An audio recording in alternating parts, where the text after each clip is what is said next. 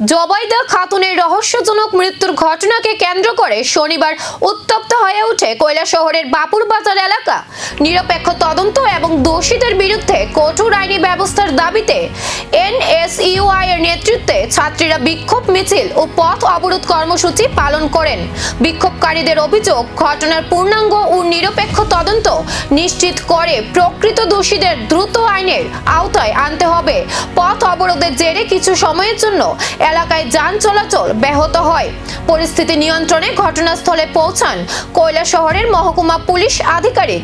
তিনি জানান, ঘটনাটি তদন্তে একটি বিশেষ তদন্তকারী দল গঠন করা হয়েছে এবং গুরুত্বের সঙ্গে তদন্ত চলছে। প্রশাসনের এই আশ্বাসের পর আন্দোলনকারীরা অবরোধ প্রত্যাহার করেন। এখন তদন্তের পরবর্তী অগ্রগতির দিকেই নজর সকলের।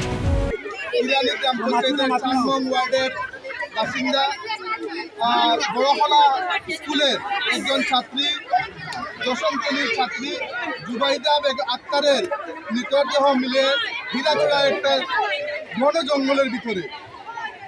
আমরা পুলিশ প্রশাসনের কাছে ডেপুটেশন কংগ্রেস পার্টি থেকে দিয়েছিলাম। পুলিশ প্রশাসন আশ্বাস দিয়েছিল মেডিকেল রিপোর্ট আসার পরে আসামিকে শনাক্ত করার পরে আসামিকে গ্রেপ্তার করা হবে। পুলিশ প্রশাসন জানিয়েছে এটা আত্মহত্যা। আমাদের কষ্ট হচ্ছে, এনএসআই কষ্ট হচ্ছে, এই সকল মেয়েদের কষ্ট হচ্ছে। তদন্তে কি উঠে আসবে?